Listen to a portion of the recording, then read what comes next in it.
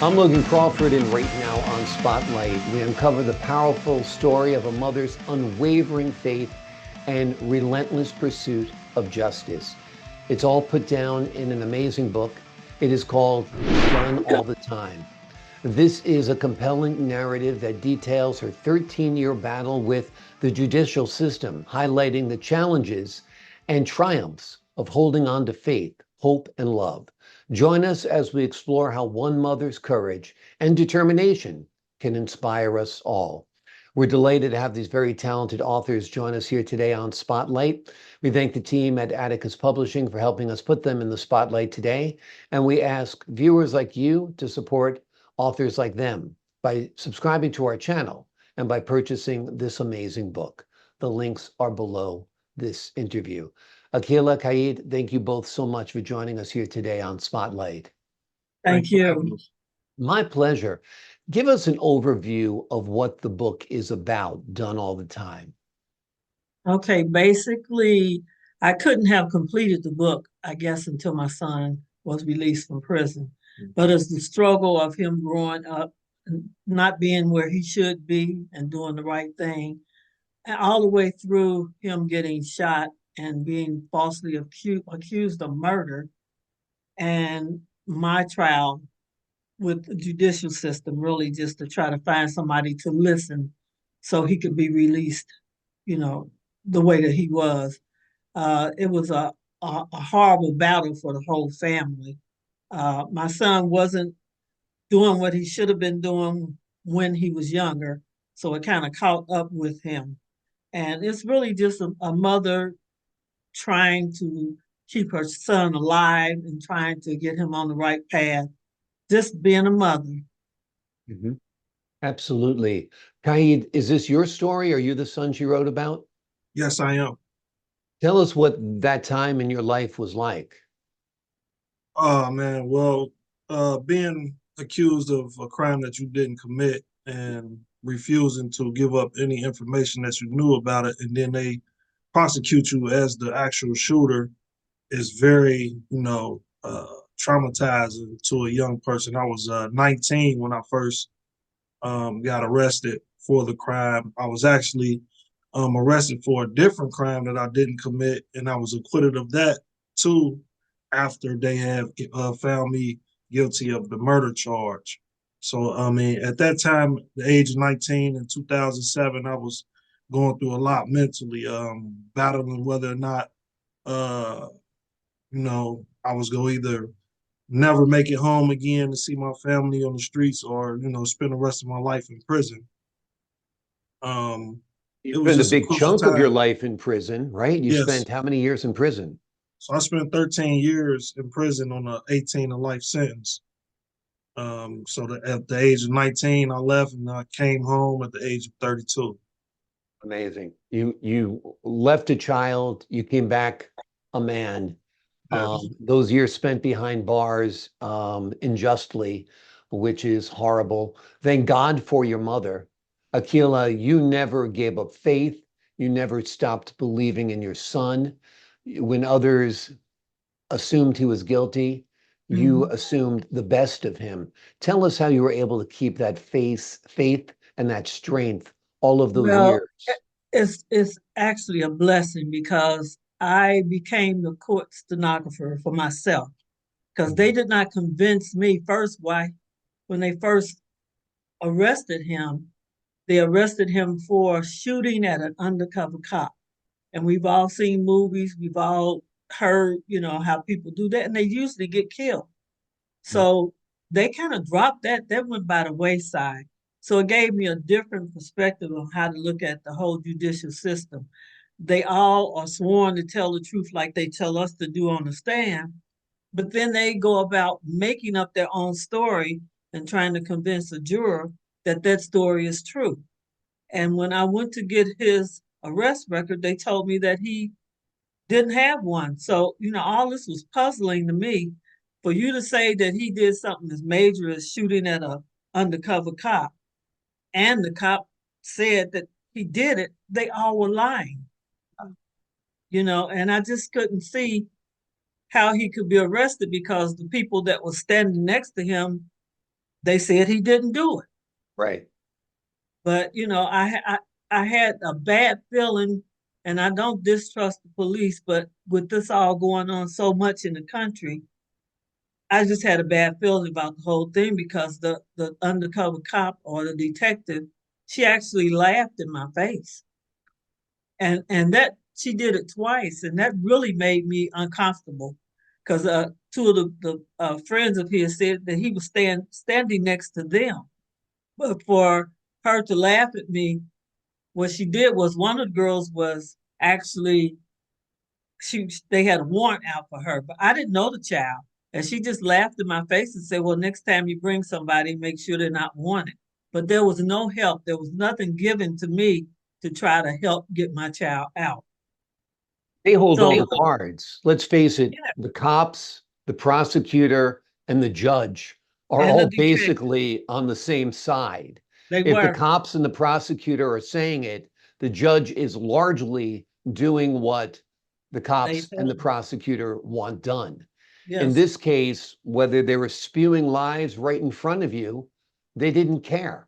They No. just Well, that's wanted someone to do time for a crime that had been committed, whether or not you were responsible for that crime or not, right? Most that. definitely. Even my judge initially had a loaded, caseload, and they switched it to a visiting judge. And during the trial, the judge that was on the stand, he was falling asleep during the trial because there was no evidence that was really worthwhile hearing. There was none whatsoever presented against me at trial. My name didn't get brought up until a co-defendant who was testifying to save himself from another murder completely different than the one I was indicted on. So he was up there just trying to save himself.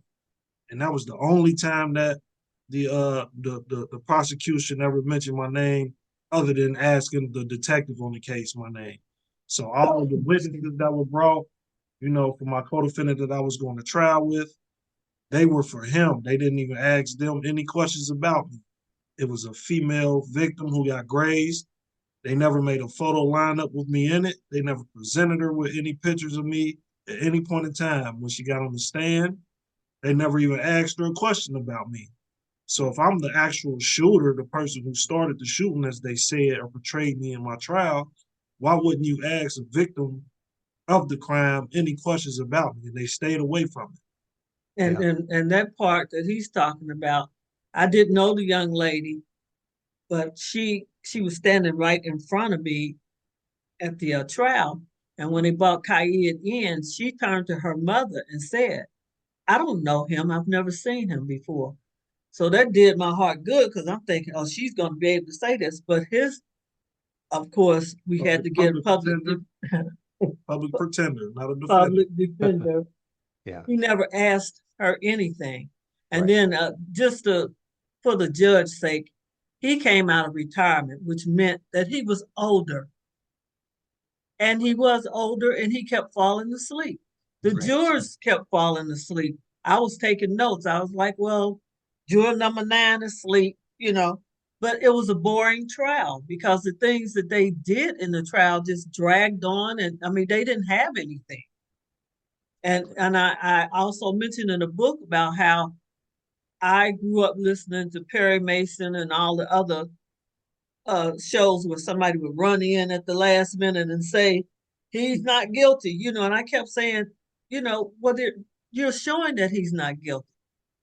All the things that I saw didn't make any sense, but it opened my eyes to the judicial system in a way that I never thought I needed to know or even wanted to know. I had never been there when they picked a juror, and some of the people that they picked for a jury, some of them didn't want to be on there because their sister got kidnapped or their brother was some kin to somebody or whatever. But it turned out that the ones that worried me the most were the ones that were anxious to be on there. Yeah. And then the jury of his peers, there was not one black man on the juror. There was only one black woman, and she was elder. So I just got a different look at everything. Yeah. You do get a different perspective. It is frightening when you were in that situation. The truth seems to go out the window, and you don't have to prove your innocence. They're supposed to prove your guilt. Right. So that's the problem right off the bat. They're not proving your guilt, and you feel like you have to prove you're innocent, which is an impossible situation to be in, of course. How did you go about finally getting justice? How did you get what is done all the time undone? Well, from the jump street, when they convicted him of the murder, of course we tried to get someone to a real lawyer, I guess, to take Right. the case, but he had his own history with the case, and we didn't know that until years later, because one of his co-defendants, he happened to be representing him also in another case. Well, a few $1,000s later, uh, and he said that he couldn't help us, you know. So I went to the Innocence Project from the state of Ohio and at the University of Cincinnati, and that didn't do anything. I tried to talk to two state senators and one representative and of Ohio, and basically they told me with a tap on the shoulder, let me know how it turns out. So that wasn't worth anything. And, you know, I prayed, I prayed, I prayed, and I prayed. And I kept going to see him. And I think because I didn't believe that he did it, I fell into a hole of always there when the phone rung. So that was money. He was calling 3 or 4 times a day and hooked me up with this person and that person. And, you know, so we just kept on. I kept trying to keep his spirits up, you know, until I ran into a program that was in the prison that was called the Families First, and that really helped. It was really good for my soul because there were other women Hmm. there, mostly women who had sons, you know, that were incarcerated, and then we finally brought the men in, and that really gave us a, a just a feeling of understanding, you know, where we could heal as a family because it just wasn't me. You know, men like my husband in that instance, he was the type that just his pride was hurt, Yeah. you know, and both of their prides were hurt, but they had to heal. So they did their crying and healing, which was really good. But I was just able just to keep it up front. It's sad, you know, that if your child is incarcerated, there's an embarrassment that's put on the whole Because family. everybody's assuming your child is guilty, that the mother must have done something wrong, that there's something in the Right. family. There's a whole bunch of stuff that goes with it. And it's a horrible stigma that the family has to bear, particularly when your son is innocent. Mm-hmm. It's infuriating. Nothing is more infuriating, I think, than injustice. You Injustice. know, it is, you know, it robs you of your humanity, it robs It you of your does. personhood, because you know, why are you locked away from society for more than a decade when you've done nothing wrong and people won't listen to you? Mm-hmm. So, And it's really hurting for the family because even within the family, you have people telling you things like don't keep wasting your money, don't keep wasting your time. You know, where because they said he was guilty, right, he's guilty. right, So exactly. everybody in the family believes it. And at the same time, it's hard on the family because you got to go on. You got to laugh and smile and keep working or whatever you're doing, you know. Right. And it really hurts Yeah. Yeah. because And you don't want to let go of the fight either because he's in no. there rotting away, you know. Mm-hmm. So, Qaid, how were you finally released? What happened? So, my mother was real persistent on finding somebody down in the courthouse to, listen to my story and her story and what was going on. And she finally ran into a prosecutor by the last name of Pete Meyer, and he kind of gave her a push to go towards the direction of the Ohio Justice and Policy Center, where she met with David Singleton, who used to be the director of the law firm. And him after him hearing my story, he finally came to see me with some University of Cincinnati students, and he kind of questioned me about the trial and what I've been doing since I've been incarcerated and stuff like that. And I guess he really believed in me. He saw the truth behind it, and he, fought tooth and nail to initially get me out on the innocence claim, but it really wasn't looking too good on that because it wasn't anybody that could come and, you know, recant a statement, because the only statement that needed to be recanted was my co-defendant who got on the stand during the trial. He wasn't willing to do that. So initially I had to drop my murder charge and will cop out to a lesser plea, which would have been voluntary manslaughter, and get time served. And, you know, because I served 13 years at the time, and I was released from prison with a different charge of voluntary manslaughter. So I was initially charged with aggravated murder, murder A, murder B, aggravated robbery, and robbery. And I was acquitted of all the charges except for murder B. So by that being the only charge that I was convicted of, the state of Ohio law says that one can't be solely convicted without the predicate offense of murder B.